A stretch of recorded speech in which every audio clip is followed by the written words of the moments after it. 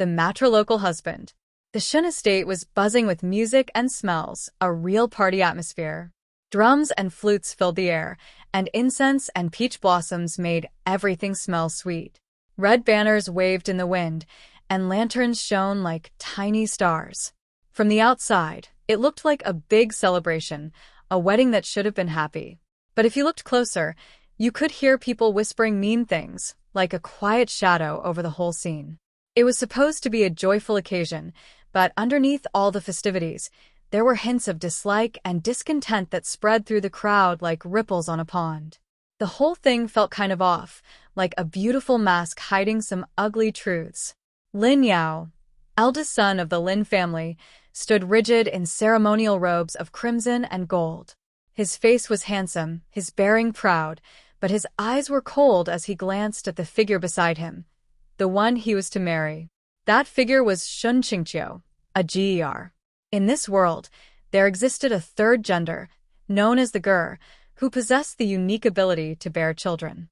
However, instead of being revered, they were met with disdain and prejudice. The Ger were viewed as inferior, seen as neither fully male nor female, and were often perceived as a burden to their families.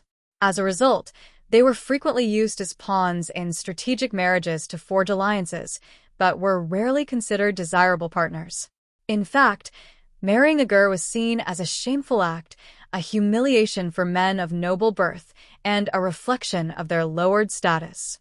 This societal stigma led to the Ger being marginalized and undervalued, their worth determined by their ability to secure advantageous marriages rather than their inherent value as individuals. Lin Yao's parents had forced this union upon him. The Shun family, though wealthy, had no sons to carry on their name. They had offered their Ger child as a husband, and the Lin family, desperate for political favor, had agreed. Thus, Lin Yao was to become a matrilocal husband, living under his Ger spouse's roof, stripped of authority and pride. The guests whispered openly, Lin Yao, the proud heir, reduced to marrying a Ger, to live in his husband's household. How disgraceful.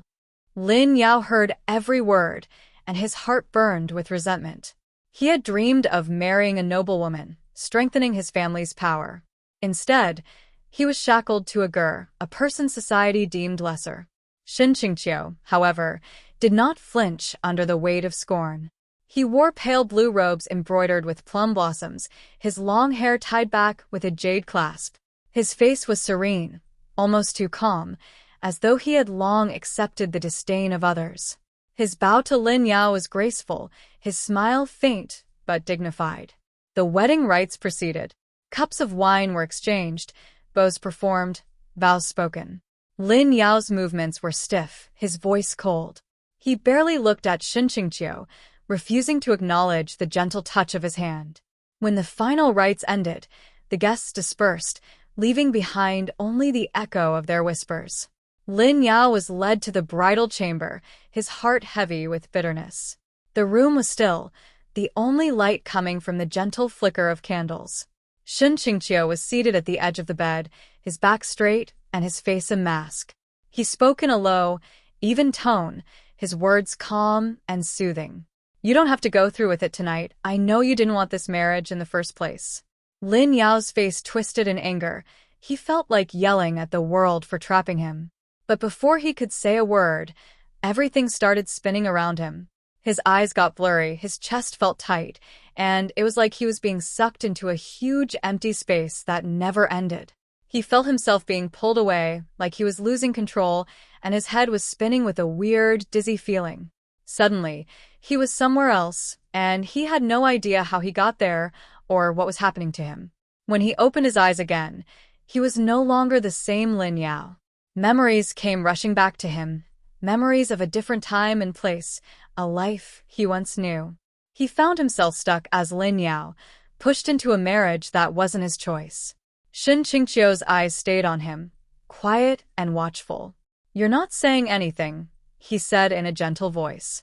This man, this Ger, had endured years of disdain, and now even his husband was expected to despise him. He looked at Shun Qingqiu and saw beauty, intelligence, and quiet resilience. The days that followed were quiet. The night of the wedding was heavy with silence. The bridal chamber, adorned with red silk and golden embroidery, glowed faintly under the flicker of candles. Outside, the laughter of guests had long faded, leaving only the distant hum of cicadas. Lin Yao sat stiffly on the edge of the bed, his heart filled with bitterness. He had been forced into this union, stripped of dignity, mocked by whispers. His gaze was cold as it lingered on Shin Qingqiu, who sat across from him with calm composure. Shin Qingqiu's voice was gentle, his words spoken softly. "You don't have to push yourself tonight," he said, his tone steady and calm. "I'm aware that this marriage wasn't something you wanted." Lin Yao was about to say something back, but suddenly he felt really dizzy. Everything around him started to blur, and his chest felt tight, like it was being squeezed. He felt like he was being pulled into a huge, empty space that just kept going and going. When he opened his eyes again, everything had changed. Memories not his own flooded his mind. Memories of another world, another life. He was not Lin Yao at all, but a modern man who had died in an accident and awakened here, in this body, in this time. The realization struck him like thunder. He was trapped in the role of Lin Yao, bound to a marriage he had not chosen. Yet, unlike the original Lin Yao, he carried no hatred for Shin Qingqiu. He looked upon his husband with fresh eyes, seeing not disgrace but quiet strength. Shin Qingqiu looked at him, his eyes cautious but calm. "You're not saying anything," he said quietly. "Is it because you despise me that much?" The transmigrated Lin Yao, let us call him Yao now, felt a pang of guilt. This man had endured years of disdain, and now even his husband was expected to despise him. Yao was unlike anyone else. He came from a world where love didn't care about gender and where a person's worth wasn't decided by old traditions. When he looked at Shin Qingqiu, he saw so many amazing things: beauty, intelligence, and a strength that could get through tough times. Yao's voice was rough as he spoke. "I thank you." He sounded awkward, but he meant what he said. "I won't treat you badly," he added, trying to reassure himself as much as the other person. Shin Qingqiu's eyes widened slightly in surprise, but he quickly covered it up. He nodded his head, saying, "That's enough." The days that came after were really weird. Yao had a hard time getting used to his new life, figuring out the ways of old China and what was expected of him as a husband who lived with his wife's family. He got made fun of by the servants, and important people pretty much ignored him, treating him like he was just something nice to look at in the Shin house. Shin Qingqiu was always kind to him, never making fun or teasing him. He showed Yao respect and helped him when he needed it, but also gave him space and didn't push him too hard. One evening, Yao found himself watching Shin Qingqiu as he wrote by lamplight. The Daguerre's slender fingers moved gracefully across the paper, his expression calm yet focused. The sight stirred something in Yao's chest, a warmth he had not expected. "You work so hard," Yao said softly. Shin Qingqiu glanced up, his eyes cool. Yao paused, unsure of how to phrase his question, before finally asking, "Do you, maybe, feel a little bitter towards me? I mean, about us being married, when you didn't really have a choice?" Shin Qingqiu's hand stopped moving, and he stared at Yao for what felt like an eternity before he finally spoke up. "I used to hate the idea, but being angry doesn't get you anywhere. Now I've learned to just deal with it." Yao picked up on the calm tone of his voice, but beneath it, he could sense a hint of sadness. That night, Yao lay awake, staring at the ceiling. He thought of Shin Qingqiu's words, of the quiet sorrow hidden beneath his calm exterior. He thought of the disdain society cast upon the Daguerre, of the burden they carried. And he thought of himself, of the chance he had been given to live again, to choose differently. He slowly made up his mind that he wouldn't follow in the footsteps of the original Lin Yao. He didn't want to look down on his husband or make his life even harder. Instead, he would stand beside him. The next morning, Yao got up really early, which surprised the servants. He went to the study, where Shin Qingqiu was already there, surrounded by scrolls of accounts all over the table. "Teach me," Yao said firmly. Shin Qingqiu looked at him, startled. "Teach you?" "Yes," Yao replied. "Teach me how to manage the household. If I am to live here, I should not be idle." Qingqiu looked at him for a long time, trying to see if he was joking, but he seemed serious. "All right," he said. Thus began Yao's lessons. He learned of trade routes, of taxes, of the delicate balance of wealth and reputation. He struggled at first, but he persisted, and Qingqiu guided him patiently. The servants stood quietly, their hushed voices dying away as they saw the husband of their mistress working together with their master. One evening, as rain pattered against the windows, Yao found Qingqiu sitting alone, staring at the flickering flame of a candle. It's a sad thing when a husband has to live in his father-in-law's house. It's just not right. At first, Yao thought his husband was cold and distant. But as he got to know him better, he started to notice little things about him, like how Qingqiu would wake up early every morning to take care of the household finances, and how he would speak softly to the servants. Yao also noticed how Qingqiu carried himself with quiet dignity, even when people looked down on him. These small details made Yao see his husband in a different light.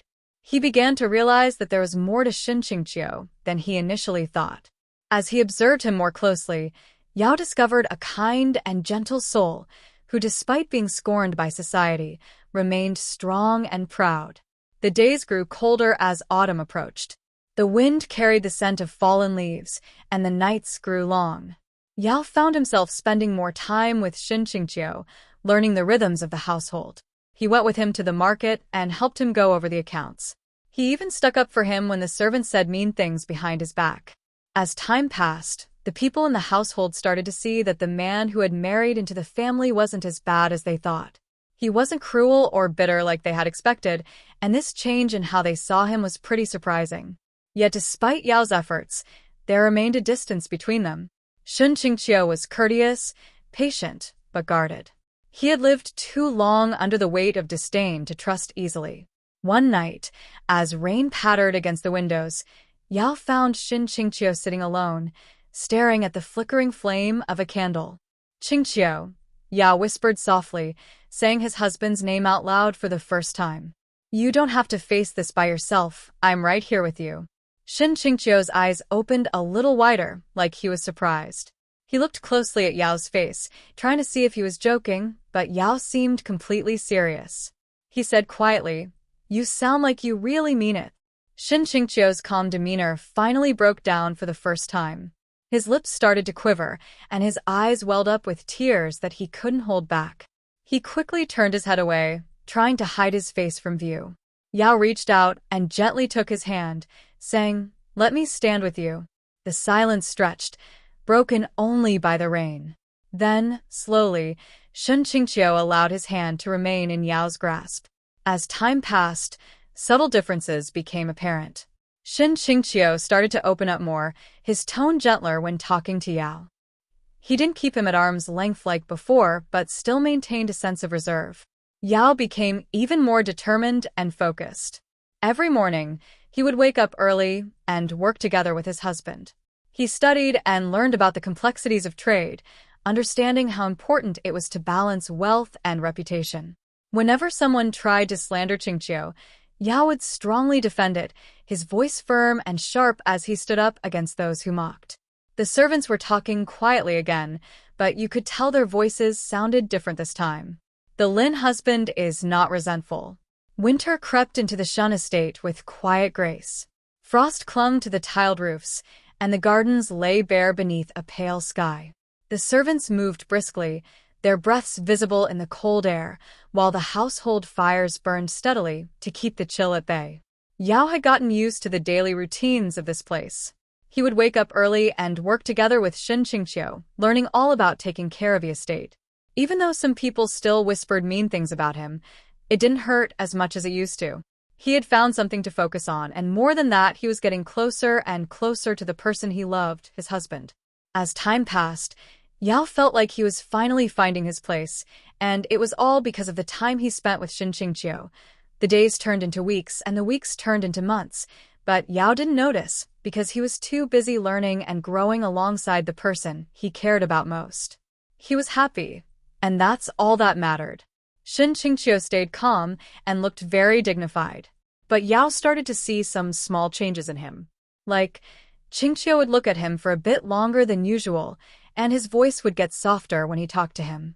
Also, his hand would touch Yao's hand, but just barely, like he was being careful.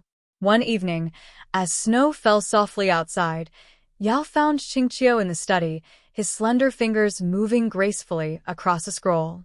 The lamplight cast a warm glow upon his face, highlighting the quiet beauty that Yao had come to admire. Yao's voice was soft as he took a step closer, his words barely above a whisper. "You're working too hard." Qingqiu looked up, his eyes were calm, but you could see the tiredness in them. "I have to do this," he said. "Everyone in this household is counting on me." Yao paused, his eyes locking onto Qingqiu's, before he gently placed his hand over hers. "Let me help you with that," he said softly. "You don't have to bear the weight of it by yourself." He glanced at Yao, his calm demeanor slipping ever so slightly. "You talk like you really mean it," he said, his voice laced with a hint of surprise and curiosity. For a fleeting instant, his mask of composure had cracked, revealing a glimmer of emotion beneath. "I didn't choose this marriage, but I'll make it work. I promise to respect you and our commitment, no matter what." Qingqiu's eyes welled up with tears for the first time, and he quickly turned away, trying to hide his face. But Yao wouldn't let him go, gently taking his hand and holding on tight. "Let me stand with you," Yao whispered. The silence was broken only by the sound of the fire crackling. Then, slowly, Qingqiu let his hand stay in Yao's. It was a small moment, but it felt real. For the first time, there was a sense of warmth between them, like a spark that could grow into something more. It was fragile, but it was there, and that was all that mattered. One morning, as they walked through the snow-covered garden, Yao asked softly, "Do you ever dream of freedom? Of living without the weight of disdain?" Qingqiu's eyes stayed on the bare branches of a plum tree. "I've had dreams about it, yes," he said. "But dreams are like whispers. They can easily fade away. Reality, on the other hand, is like a weight that presses down on you, making it hard to breathe." "Then let me help you carry it." Qingqiu gazed at him, his eyes scanning deeply, as if trying to figure out if Yao was being honest. After a moment, he nodded slowly. "Maybe," he said, "if we do it together, the burden won't feel so heavy. Perhaps this marriage is not insult, but blessing." The following days carried a new warmth. One evening, as snow fell outside, Yao found Qingqiu sitting by the fire, his expression distant. He sat beside him, gently taking his hand. "What troubles you?" Yao asked softly. Qingqiu paused, his voice barely audible as he whispered, "I'm afraid this happiness won't last." The snow continued to fall, blanketing the estate in white. Yet within the walls of the Shun household, warmth blossomed. It was the first warmth of winter, fragile yet enduring, a promise of spring yet to come. The Shun estate was huge and beautiful, with trees covered in flowers lining its courtyards and the sound of servants' footsteps filling its halls. But to Yao, it often felt like a fancy prison. As the husband who had married into his wife's family, he was expected to stay in their household, which meant he didn't have the power and control he would have had if he were living with his own family. The servants whispered behind his back, "The Lin family is the reason he's here. They basically made him come." Yao listened to their words, but the anger that once fueled him had faded. Now, a calm resolve took its place, driving him to silence their doubts. He was determined to make a life for himself here, to forge his own path and earn the respect he deserved. Shun Qingqiu, meanwhile, moved through the household with effortless grace. He was respected, if not loved, by the servants. His word was law, his decisions precise. He managed accounts, oversaw trade, and ensured the estate thrived. Yao watched him with growing admiration. One evening, Yao was sitting in the study, going through all the household bills and expenses. Then, Shun Qingqiu came in, quiet as can be, and suddenly the room felt different, like when the moon shines in and fills up all the space. Qingqiu spoke in a gentle tone. "You don't have to do this. The accounts are my job." Yao's eyes lifted, locking onto his husband's serene expression. "But I'm your husband, aren't I?" he asked, his voice laced with a quiet intensity. "Shouldn't I be the one to share your burdens? to help you carry the weight of your worries? Qingqiu's lips opened a little, like he wanted to say something, but nothing came out. He turned away, hiding the feeling that flashed in his eyes. The days grew warmer, and with them came the annual festival of spring. The Shen family prepared offerings, decorated the courtyards, and invited guests from neighboring estates. Yao accompanied Qingqiu through the preparations, helping arrange lanterns and oversee servants.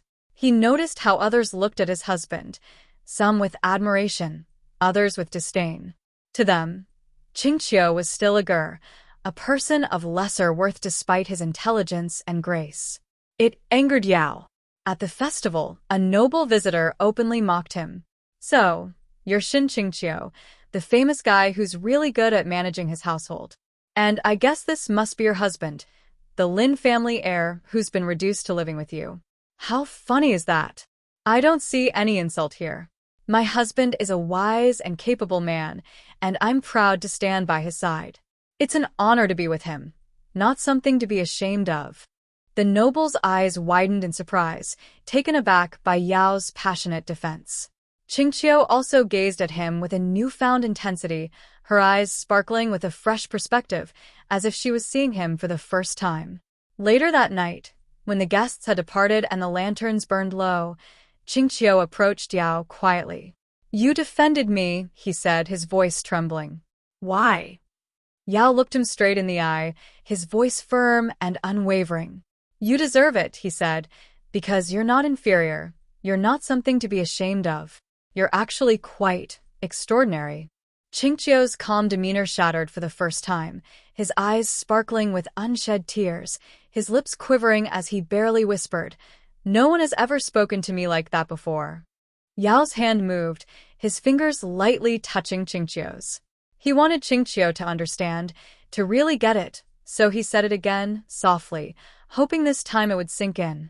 As time passed, Yao and Qingqiu grew closer, their connection strengthening. Yao started to notice the tiny cracks in Qingqiu's otherwise calm demeanor, the way he'd stand by the window at night, gazing up at the stars with a longing that seemed to yearn for escape, the faint tremble in his hands when he signed documents, as if the weight of his responsibilities was almost too much to bear. These small vulnerabilities, hidden beneath the surface, made Qingqiu seem more human, more relatable, and Yao found himself drawn to this newfound sense of depth in their relationship. Yao caught up with him one evening in the garden, where he was sitting under a beautiful plum tree that was in full bloom. The petals were falling all around him, gently drifting to the ground like snowflakes, and his face had a far-off look, as if his mind was somewhere else. "Qingqiu," Yao whispered gently as he sat down beside him, his voice filled with concern. "What's bothering you?" Qingqiu paused, then spoke in a hushed tone. "Do you understand what it's like to be a girl? We're born with the capacity to have kids, but to society, we're just a weight to carry. Families use us to form connections, to make alliances stronger, but no one really cares about us as individuals. Even when we take care of the household, even when we achieve something, we're still looked down upon, seen as not good enough." His voice cracked, and Yao's heart ached. "I've been carrying this burden my whole life," Qingqiu said, her voice filled with emotion. "And, to make matters worse, I didn't even get to choose my own husband. He was chosen for me.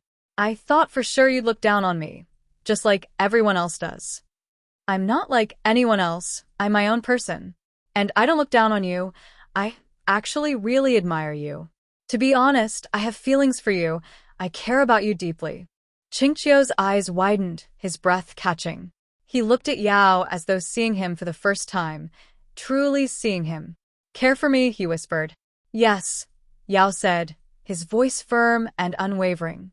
"It's more than I thought it would be, and it's something I just can't ignore." The silence was broken only by the soft rustle of petals. Qingqiu slowly leaned in, his forehead gently coming to rest against Yao's shoulder. He let his guard down for the first time, allowing himself to be open and weak, and he leaned on Yao for support. Yao held him softly, his silence a promise that he would always be there to catch him if he fell. Perhaps this marriage is not insult, but blessing. They were sitting together under the soft glow of a lantern one evening, and Yao's voice was barely above a whisper as he spoke. As spring arrived at the Shun estate, the sweet scent of peach blossoms filled the air, and the gentle buzz of bees could be heard all around.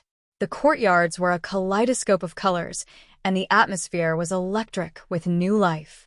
For Yao, the seasons seemed to echo the transformations taking place deep within him, as if the world outside was reflecting the changes in his own heart. The beauty of nature had a way of stirring his emotions, and he couldn't help but feel a sense of hope and renewal as he breathed in the fresh air, filled with the promise of a new beginning. He had come to this world unwillingly, thrust into a marriage that was meant to humiliate. Yet now, as he walked beside Shen Qingqiu beneath the flowering trees, he felt no shame. Instead, he felt pride in the bond they had begun to forge, pride in the quiet strength of his husband. Qingqiu's clothes blew gently in the wind, and he looked really calm as he stared at the flowers. "Spring doesn't last long," he said quietly. "The flowers are blooming now, but soon they will drop off." Yao gazed at him, his voice calm and steady. "Let's make the most of these moments, then. We should treasure them, just like we treasure the time we have together." Qingqiu glanced over at him, a small smile playing on his lips. "You talk like you've learned a lot in a really short time," he said. His eyes sparkled with curiosity, as if wondering how someone could pick things up so quickly. Yao said, "I've learned something important. I figured out that dignity isn't something people give you. You have to take it for yourself. And I've also learned that love can show up in the strangest places, when you least expect it." He turned away fast, but Yao caught his hand. "Don't hide from me," he said softly. "I want to see you, really see you." The days that followed carried a new warmth. Yao and Qingqiu worked side by side, their bond deepening with each passing moment. They spoke more openly, their conversations no longer bound by courtesy alone. Qingqiu stopped what he was doing one morning as they were going over some things together. His hand was shaking a little. "Do you ever wish we hadn't gotten married?" he asked quietly. "I don't have any regrets, and even though this wasn't my first choice, I'm choosing you now, and I'll keep choosing you every single day," he said softly. "I've never been picked by anyone before." Yao's heart felt a pang. He slowly reached out and softly touched Qingqiu's cheek with his fingers. "Let me show you first," he said quietly. "And I'll keep proving it to you, over and over." The household began to change. Servants who once whispered now watched with cautious respect. They saw how Yao stood beside Qingqiu, how he defended him, how he shared his burdens. Rumors spread, "Lin's husband is a kind man. He really loves their dog." Qingqiu caught the whispers and he tried to stay calm, but deep down, he felt a spark of hope. One evening, when the lanterns were shining softly in the courtyard, Yao spoke in a gentle voice. "Qingqiu, I know we didn't exactly choose to get married," he said, "but I want to make our marriage real. I want to be a real husband to you, not just someone with a title." Qingqiu's eyes went wide, and his lips started to shake. He stared at Yao, hardly able to believe what he was hearing. "You're serious?" he asked, his voice barely above a whisper. Yao's voice was steady as he spoke, his words pouring out from the heart. "I do," he said, his tone firm and resolute. "I've fallen for you, Qingqiu. It's happened slowly, but it's gone deep. I just can't deny it anymore." Qingqiu's eyes filled with tears as he gently touched Yao's face. "Then let's be real husbands," he said, his voice filled with emotion. They kissed softly, a little shyly, under the light of the lanterns. It wasn't a passionate kiss, not at this point, but a gentle one, a promise that their love would get stronger as time went on. The following days carried a new rhythm. One night, they were sitting together under the stars. Qingqiu said quietly, "I'm scared our happiness won't last. People won't accept us. They'll always think I'm not good enough, and you'll be ashamed of marrying me." Yao held his hand a little tighter. "Let them think what they want," he said. "I see the real you, your strength, your dignity, your beauty. And I won't let their mean words take that away from us." Qingqiu's eyes sparkled with tears, his lips quivering. He leaned in close to Yao, his voice barely above a whisper. "Then promise me," he pleaded, You won't leave me. I promise, Yao said firmly. I will stand with you always. As spring arrived, the whole place was filled with colorful flowers. But inside the Shun household, something more special was happening. A beautiful love story was starting to grow, and it was a surprise to everyone. This love was like a small plant. It was weak, but it was strong enough to keep going. Yao and Xingqiu had found each other, not through choice, but through fate. And though the world scorned them, they had begun to carve out a love that was theirs alone. It was the blossoms of trust, fragile yet enduring, a promise of seasons yet to come. The Shun estate was filled with the warm feeling of late spring. The courtyards were beautiful with flowers and the sound of servants laughing as they got ready for the seasonal parties. But under all this happiness, there were still some dark feelings that came from a long time ago, not from now. Yao had grown comfortable in his role as Qingqiu's husband. One afternoon, a messenger arrived from the Lin family. His expression was stiff, his words sharp. The Lin patriarch demands your presence. He wishes to speak of your disgrace. Yao's heart tightened. Though he had embraced his new life, the Lin family remained a tether to his past, a past filled with resentment and scorn. He glanced at Qingqiu, whose expression remained calm, though his eyes betrayed a flicker of concern. You need not go, Qingqiu said softly. They cast you aside when they forced this marriage. You owe them nothing. Yao shook his head, his expression firm. Maybe, he said, but I have to do this. If I'm going to stand by your side as your husband, I need to face my past, no matter how difficult it is. I won't hide from it. I have to be strong and own up to who I am. Qingqiu's lips pressed together, forming a thin line. I'll come with you, he said, his voice firm. The journey to the Lin estate was tense. Yao rode beside Qingqiu, his mind heavy with memories of disdain. He remembered the sneers of his relatives, the whispers of humiliation, the coldness of his parents. When they arrived, the Lin patriarch greeted them with a scowl. So, you have come. Tell me, Lin Yao, do you not feel shame? To live under your heir's roof, to be mocked by society. I feel no shame. I have found dignity, purpose, and love. If society mocks me, let them. I will not bow to their scorn. The old man's eyes narrowed in disgust. Love? With a ger? You bring shame to our family. Loving someone or something is not something to be ashamed of. What's really shameful is looking down on things you don't even try to understand. The servants of the Lin household stared, shocked by the heir's boldness. I'll stand by him, no matter what. He's my husband, my partner, and my equal. If that's something to be ashamed of, then I'm proud to be ashamed. The old man's face turned gloomy, and he didn't say another word. People in the neighborhood and important men like nobles heard about Yao's brave refusal to back down. One evening, under the stars, Qingqiu whispered to him, You stood up for me in front of your family. The days that followed carried a new rhythm. Yao and Qingqiu moved through the household not as strangers bound by duty, but as partners bound by affection. Their bond was fragile, yet it grew stronger with each passing moment. Yet shadows lingered still. Nobles whispered of scandal, of disgrace.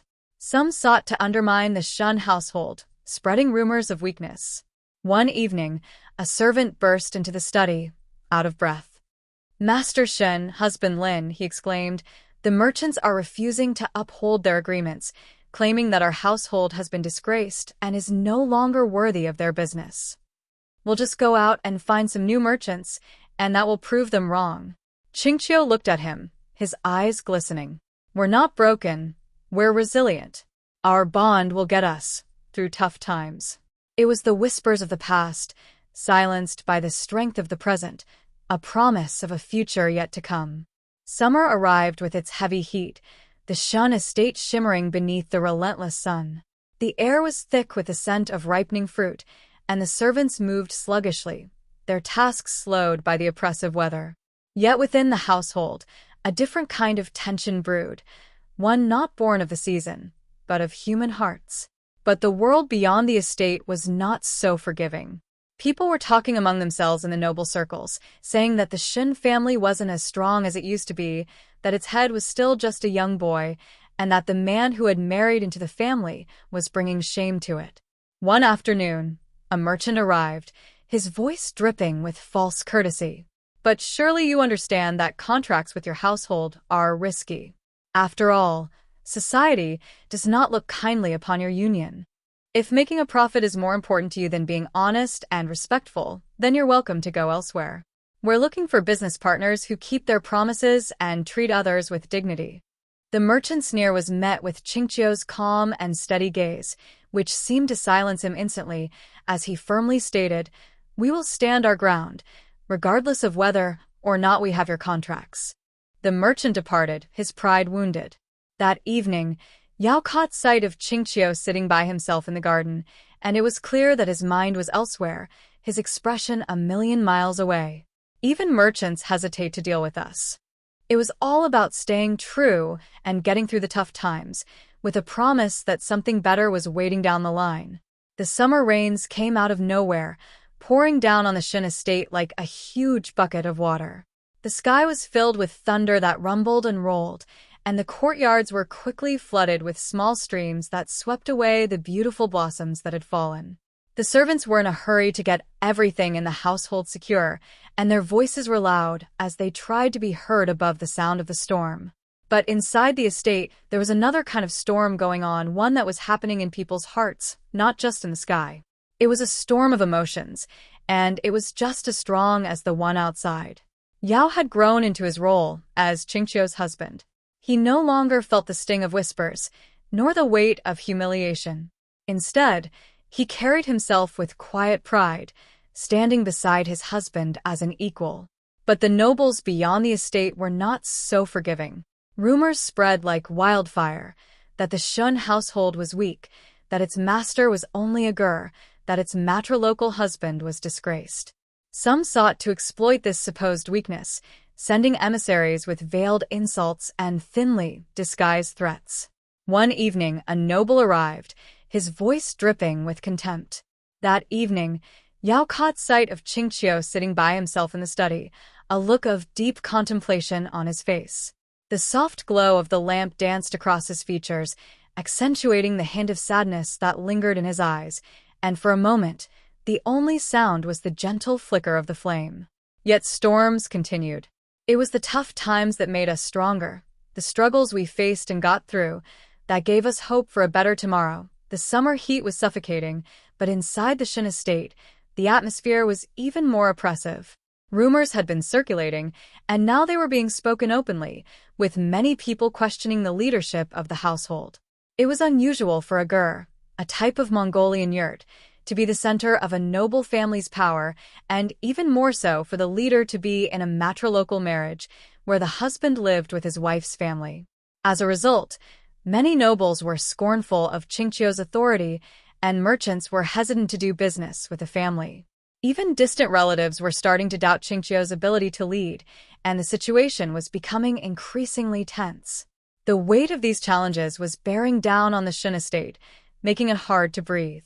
Yao was feeling overwhelmed, like the whole situation was bearing down on him. He had decided to support Qingqiu, but now that decision required him to do something, not just say something. It was time for him to take action and show where he really stood. The weight of his choice was heavy, and he knew he had to be brave and follow through with it. It was evening, and the cicadas were making a lot of noise. Yao went to the study and found Qingqiu sitting there, looking pale in the light from the lamp. There were papers all over the table, contracts and letters that were not very nice, some of which were even rude. "Qingqiu," Yao whispered gently, taking a step nearer. "This is something you don't have to bear by yourself.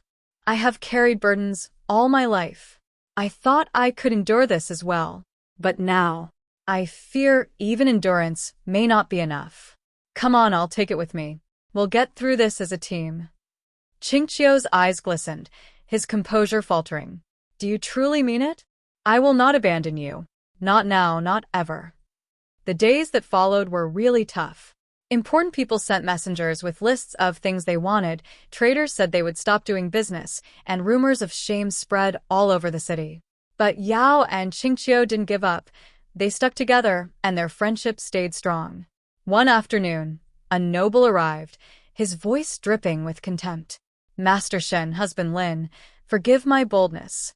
But surely you understand that society does not look kindly upon your union. Perhaps it would be best if you surrendered your contracts to more suitable households. Yao's face turned red with anger.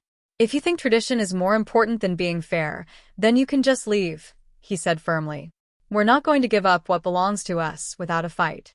Qingqiu's calm eyes seemed to bore into the noble, silencing him with a single glance. We don't beg for anything in this household, Qingqiu said, his voice low and even. We stand our ground, no matter what you think of us. The noble departed, his pride wounded. Yet the incident left the household shaken. That night, Yao caught sight of Qingqiu sitting by himself in the garden, looking pretty far away. The moon was shining down on him, casting a silver glow over everything, and it made the sadness in his eyes really stand out. Qingqiu, Yao said softly, sitting down next to him. Don't let what they say hurt you. They just can't see how special you are. Qingqiu's lips trembled. Blind, perhaps. But their blindness has power. Society scorns us, and that scorn seeps into every corner of our lives. Even nobles hesitate to deal with us. Yao grasped his hand tightly. Let's go out there and prove them wrong, he said, his voice filled with determination. Let's show them that being strong isn't just about following tradition, but about being able to bounce back from tough times. Qingqiu's eyes sparkled with a hint of emotion, and his voice was so soft it was almost a whisper.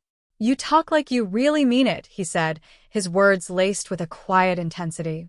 I do, Yao replied firmly. I believe in you. I believe in us. The weeks that followed were really tough. Yao and Qingqiu put in a lot of hard work to get new contracts and regain people's trust.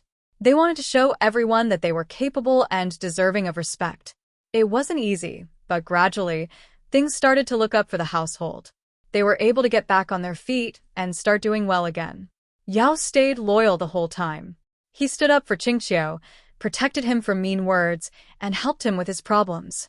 The servants quietly watched, their whispers turning into admiration. As they sat together by the fire one night, Qingqiu leaned in and whispered, To be honest, I was scared that this marriage was going to be a disaster for me. But now, I'm starting to think it could actually be the best thing that's ever happened to me. Yao's heart felt full. He held Qingqiu's hand tight, his voice calm. I thought this marriage would trap me, he said. But now I realize, it's what sets me free. Their eyes met, and in that moment, they understood each other fully. One evening, as the sun began to set, a messenger burst into the room, looking worried. Master Shen, husband Lin, you are summoned by the governor, he said, his voice trembling slightly. There are questions about the contracts your household has made, and the governor wants to know if they're legitimate. This was troubling news, and it seemed that the troubles were far from over.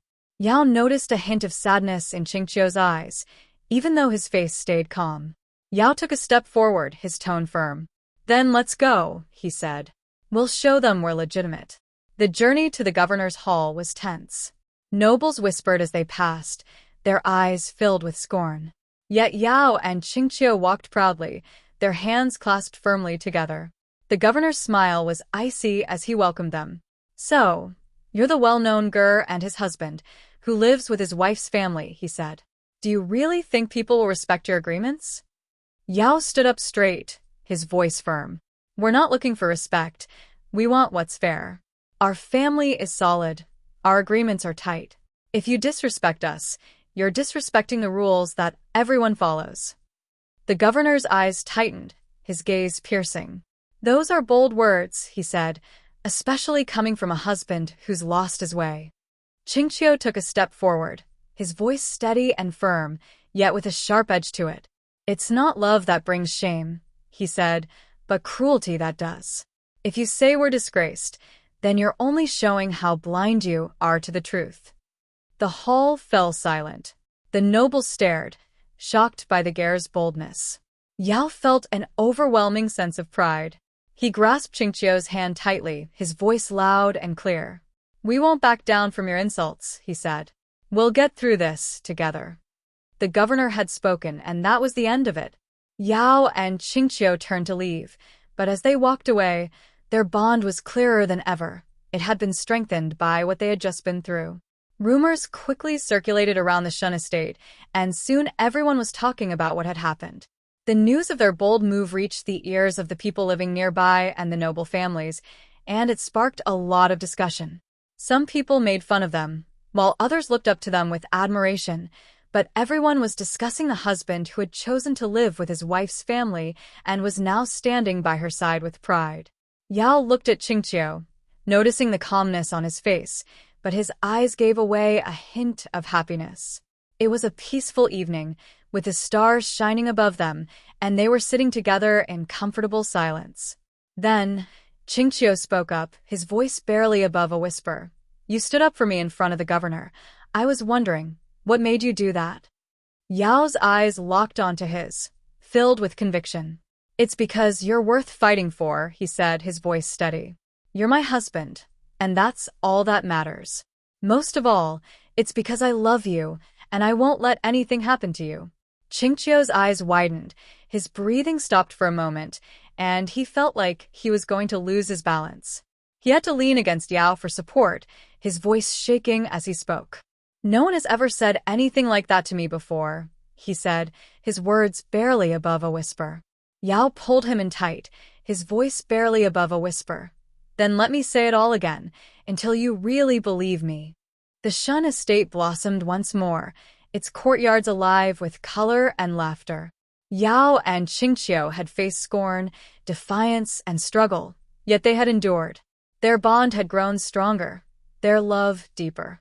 They didn't worry about what people thought of them anymore because they had each other, and that's all that mattered.